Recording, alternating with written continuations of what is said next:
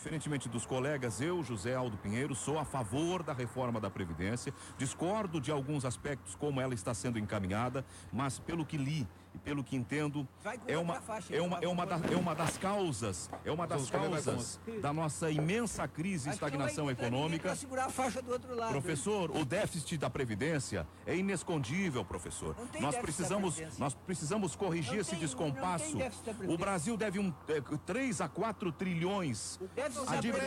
O quanto as empresas devem ao governo federal, José Pinheiro? A Previdência só existe porque 2 pernas do cálculo são amputadas.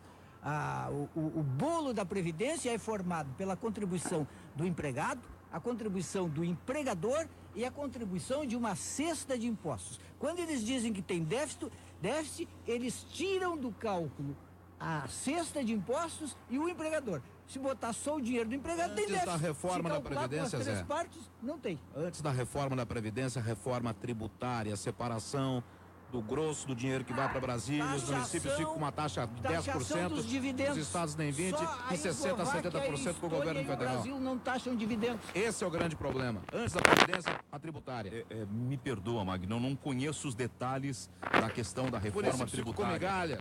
Mas pelo que estou acompanhando da reforma da Previdência, nós temos um rombo ano de 50 bilhões. 50 bilhões a cada ano vai somando. Vai chegar um ponto que não adianta a gente ficar com um discurso como a dívida, nós não recuperamos mais o país. Os governos não cobram. O discurso do governo é para assustar as pessoas e obrigar a aceitar uma reforma. Da presidente Dilma, ela disse que ia fazer a reforma e não fez. Ela disse que ia fazer a reforma e não fez. 8696, que já prevê um escalonamento à medida em que as pessoas vivem mais, a régua sobe e a aposentadoria precisa de mais anos de trabalho. Claro que dá para fazer algumas reformas do tipo estabelecer uma idade mínima, dá para discutir, sim. Qual a idade mínima? Será que hoje a idade mínima justa é de 65 anos? Será que um pedreiro chega aos 65 anos em condições de trabalhar? Será que ele chega aos 65 anos com emprego? Como é que ele faz? Então, reforma? Sim, pode ser que em alguns pontos sim, mas essa reforma que o governo está apresentando... Bom, então tu estás falando na linha daquilo que eu comecei. Não. A reforma da Previdência é uma necessidade, podemos discutir as condições, mas temos que fazer uma reforma. 80% do que está colocado no projeto do governo é inaceitável. Se tem uma questão que dá para discutir, é uma idade mínima. E a idade mínima proposta pelo governo não é justa. Uma coisa é aposentadoria aos 65 anos para nós aqui, radialistas, acho que dá. E outra coisa é aposentadoria aos 65 anos para um pedreiro. Segmentar. Para quem? Segmentar as profissões. Sim, imagina. Vou te dizer até uma profissão, vamos dizer que eu estou sendo corporativo, mas professor é uma atividade bem diferente de ser radialista. Eu te diria que a idade de professor não pode ser a mesma de radialista, de jornalista, profissões que eu também exerço. É totalmente diferente estar diante de uma turma. Trabalha em casa, trabalha até altas horas. Final de semana. De uma turma de 40 alunos. Imagina assim, de 40 alunos de 12 anos, de 13 anos. É uma atividade muito difícil. Vejam que o professor, sem querer, começou de um lado e terminou do outro.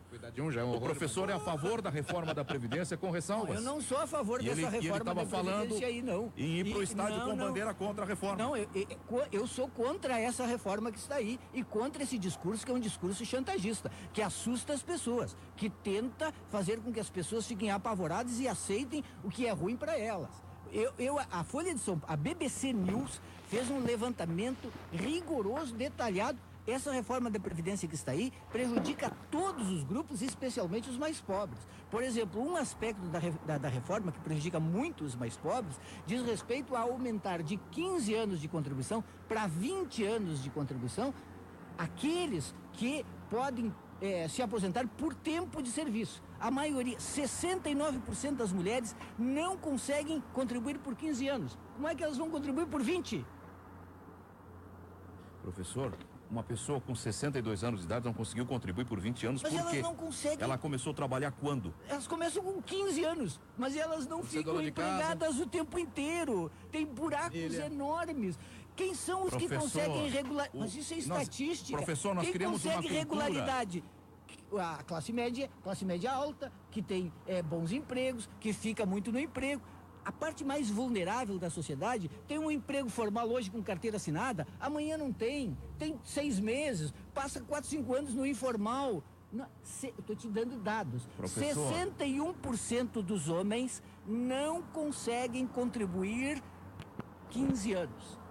69% das mulheres não conseguem contribuir 15 anos. Como é que eles vão contribuir por 20? Eu vou te repetir o dado, professor. De 2011 a 2018, a nossa dívida interna pulou de 882 bi para 4 trilhões. E a culpa é dos aposentados. Também, não dos aposentados, a culpa é de um modelo de previdência deficitário, professor. Não, a culpa não é do modelo de previdência. Se nós continuar com esse discurso, vai chegar um ponto que nós não temos como pagar mais nada. Isso aí é o discurso. Mas não é discurso, professor. O que o governo está dizendo para assustar as pessoas. A culpa não é do modelo de previdência. A culpa é de um todo que passa, como disse o Magno, pela questão tributária, uma tributação regressiva, quem paga mais tem menos, o topo da pirâmide praticamente não paga, os dividendos não são taxados, o Brasil é um dos poucos países do mundo que não tem taxação de dividendos, a transmissão de herança no Brasil cobra no máximo 8%, em países como os Estados Unidos cobra 29, 30, em outros países cobra 40, porque nós temos um modelo de taxação que prejudica os mais pobres e alivia os mais ricos, e a culpa é da Previdência. Professor, nós pagamos o serviço da dívida, professor, mais 50% que ganhamos. Professor, a saúde recebe só 4,17% de investimento, professor. A educação, 3,34%. Professor, a ciência e tecnologia, 0,34%. A cultura, 0,05%. O saneamento, 0,04%, professor. Nós não temos dinheiro para investir em nada. Para botar lá. Não, mas essa é uma fala distorcida, professor. Nós temos que fazer tudo. Não. Porque vai chegar um ponto. Essa reforma que está aí é canalha. De anomia, professor. Essa reforma que está aí é canalha. É uma reforma que só visa a dar lucro para os bancos. Ela quer fazer um regime de capitalização que não deu certo em nenhum lugar do mundo, que foi implantado no Chile do Pinochet, que hoje paga metade do salário mínimo para os aposentados, são velhos que se matam porque não suportam, e não deu certo em nenhum lugar do mundo. E esse gênio que é o Paulo Guedes quer nos empurrar goela abaixo um regime de capitalização fracassado, que consiste no seguinte: as pessoas vão poupar para a sua aposentadoria, o empregador vai ser aliviado e o Estado também. É sacanagem. O Brasil criou uma cultura, habituar as pessoas ao Estado sempre provedor, o Estado sempre protetor.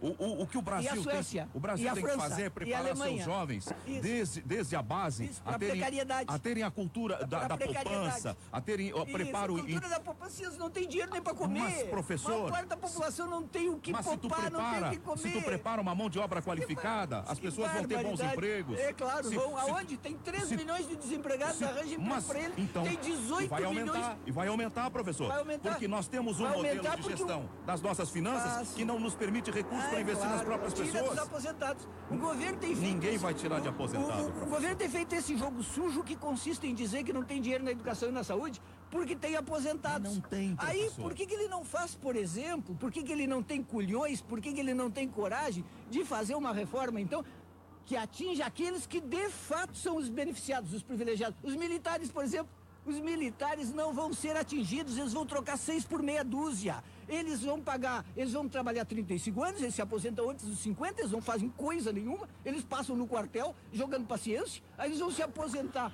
continuar se aposentando sem idade mínima, e vão ter uma reformulação do plano de carreira que vai lhes permitir ganhar tudo que eles poderiam perder por um lado. Por que o governo não enfrenta isso? Porque é um governo tutelado pelos militares. Professor, é um governo de militares aposentados. O Exército e as Forças Armadas estão sucateados, tiraram todos os investimentos, inclusive os soldos dos caras.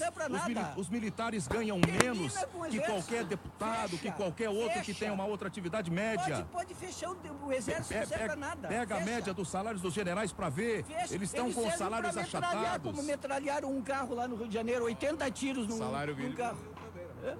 Não, salários altíssimos. O salário mínimo está uma porcaria. Salários altíssimos. Assim como os salários dos militares e a estrutura dos militares também, ao longo dos últimos 16 anos, foi sucateada. Os militares ganham em média 11 mil reais por mês. Que sucateado! Os militares se aposentam antes dos 50 anos com salário integral. Eles têm paridade. Quando aumenta da ativa, aumenta o deles. Eles vão continuar tendo tudo isso. Força Aérea Brasileira, Zé Aldo, para encerrar de minha parte esse assunto. Vou ter que fazer intervalo, nós estamos estourados. Qual é o principal? Fazer intervalo. Zé, eu te pergunto, qual é o principal avião de combate? Qual é o principal avião de combate da Força Aérea Brasileira? Você sabe qual é? Principal avião de combate da Força Aérea Brasileira. De armamento militar. Sei que numa compra esdrúxula, alguém recebeu propina recentemente quando reforçaram a nossa Força Aérea. Eu te fiz uma pergunta. Eu não sei qual é o avião. F-5, adquirido no início dos anos 70, ou seja, 45 anos que não se faz nada de modernizações em termos de aquisição de novas armas, de novos carros. Não compraram, só porque o governo Lula, a Dilma não compraram uns jatos lá da França? Fizeram um acordo. Ameaçaram comprar os Rafales. Os franceses desistiram, mas são caça sueco agora. Compraram os suecos. Suecos. Assinaram para um lado e compraram para 17 minutos agora para 18, tu vai fazer um 18 intervalo minutos. Agora que a discussão está boa e que o público está aqui, tu vai fugir da discussão chamando o intervalo? Não vou fugir da discussão, é que essa conversa, professor, essa conversa está quebrando o país e a gente não se dá conta. O país, que discurso nós não temos polícia fácil. na rua, nós não temos nada, professor. Isso do Alexandre Garcia de manhã. Se fizer a reforma da Previdência, vai passar a ter polícia? Né? Vai passar a ter polícia na rua se fizer a reforma da Previdência? Temos médico para atender as pessoas. É médico, discurso furado. Vai ter médico. Mandaram os cubanos embora, agora tem cidades aí. Então agora eu entendi, tu quer defender Cuba. Nós temos que mandar dinheiro para Cuba. Pra população, se tirar um, bota outro. Mandar dinheiro para Cuba. Não, sem ideologia. Não, tu és o centrado, Zé, tu és o centrado. Os embora porque eles eram cubanos, pura ideologia. Professor, nós não mandamos. Nós não mandamos. Estão atendendo bem a população. Quem mandou foi o governo deles, que mandou os caras irem embora. Foi o teu governo não cumpriu o contrato e mandou os caras embora. Foi o Temer quem mandou. Foi o Temer. Bom, vamos ali do lado o pessoal já começou a ficar nervoso, então vamos fazer um intervalo. Vamos fazer um intervalo, obrigado pelo carinho sobre de vocês terem parado. Sobre isso, eu só tenho uma frase, meu caro Luiz Magno. Chega.